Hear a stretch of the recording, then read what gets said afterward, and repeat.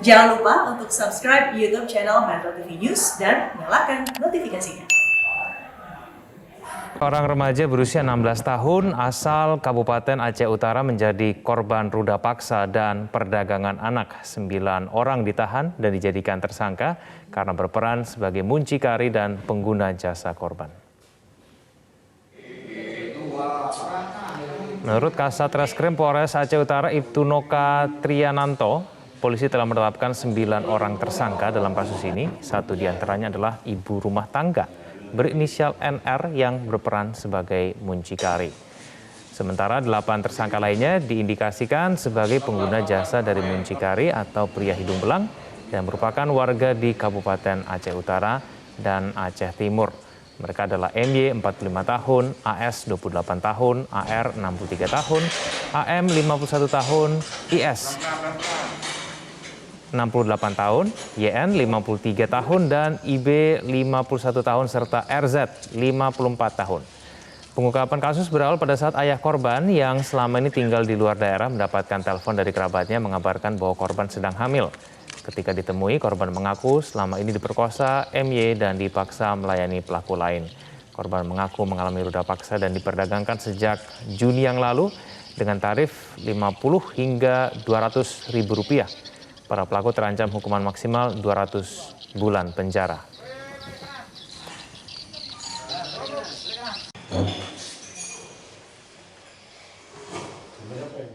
Mucikari ini dalam arti kata kita lihat sebagai penyedia memang anak di bawah umur dan memang sekaligus fasilitator untuk mencari memang konsumen dalam arti kata lelaki hidung belang. Untuk pasal perdagangan sendiri masih kami dalamin, ya nanti kita juga koordinasi komunikasi juga dengan pimpinan di Polda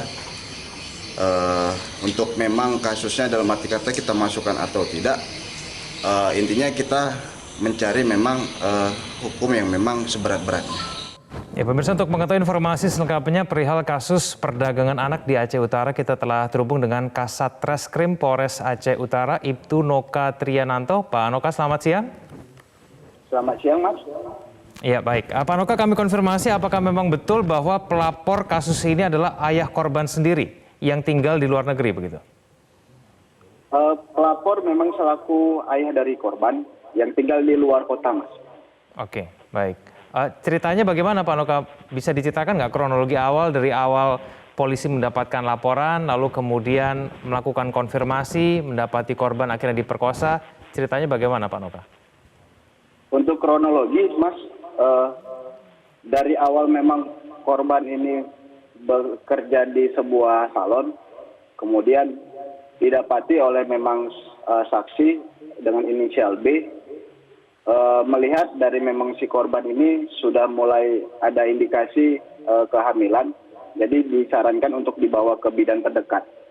Kemudian setelah diketahui memang adanya memang indikasi hamil sekitar 4 bulan, kemudian dari saksi serta memang korban ini menghubungin orang tua yang tinggal di luar kota, merasa tidak terima dari orang tua dari korban, membuat laporan polisi ke Polres Aceh Utara. Di situ ditemukan dan kita ambil penyelidikan, kemudian kita temukan salah satu tersangka yang awal mulanya kita dapati berinisial MY. Di situ kemudian kita kembangkan terkait anak ini, ternyata setelah kita ketahui adanya memang dalam arti kata selaku mucikari berinisial NM yang memang menjadi penyedia serta fasilitator untuk memang tersangka-tersangka yang sudah ditetapkan. Oke. Pak Noka, ini awalnya kemudian akhirnya korban bisa akhirnya diperdagangkan oleh muncikari, itu dari mana awalnya? Awal mula dari hasil yang kami ambil keterangan dari korban, jadi awal mula memang ada indikasi dari paksaan, kemudian adanya memang bahasa kita keterbatasan ekonomi, sehingga dari memang korban ini akhirnya mau dan memang difasilitasi juga dengan si mucikari ini untuk mencari memang pelanggan-pelanggan ataupun memang pria hidung belang yang ada di seputaran Aceh Utara. Oke. Bisa kenal dengan muncikari dari mana, Pak Noka? Hubungan dari korban sama mucikari, Mas, masih ada hubungan, bahasanya masih hubungan saudara, bisa dibilang bibi. Ada hubungan darah langsung begitu? Dalam proses yang kami ambil keterangannya ada hubungan saudara untuk sementara. Oke, apakah memang tidak ada yang melakukan pengawasan terhadap korban ini? Baik mungkin itu kedua orang tuanya, adik ataupun kakak, keluarga terdekat lainnya sehingga kemudian kasus ini terjadi, Pak Noka? Terkait memang kasus ini, Mas, dalam arti kata hubungan si korban dengan memang keluarga sudah pisah, mungkin agak longgar terkait dalam pengawasan dari internal keluarganya.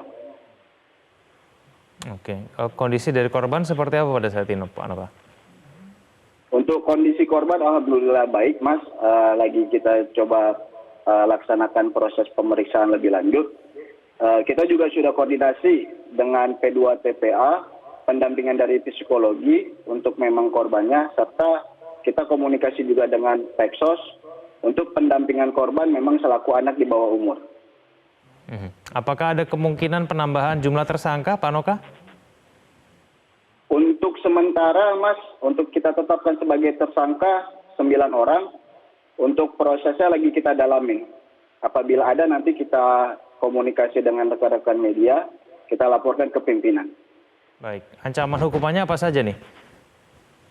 Kalau ancaman hukuman sesuai dengan Kanun Aceh nomor 6 tahun 2014 tentang hukuman jinayah, kita terapkan pasal 50, junto pasal 47, junto pasal 34, junto pasal 33 ayat 3 dengan hukuman maksimal 200 bulan penjara serta hukuman cambuk maksimal 150 kali cambukan. Pak Noka, apakah memang betul kejadian ini sudah berlangsung sejak bulan Juni begitu? Kejadian sudah memang beroperasi, Mas, dari mulai April sampai dengan Oktober. Baik. Apakah ada alasan tertentu kenapa kemudian korban tidak segera melapor gitu? Dari informasi yang kami ambil, untuk memang korban tidak melapor terkait memang adanya kurang dari sarana kontak dengan pihak keluarga, Mas. Baik.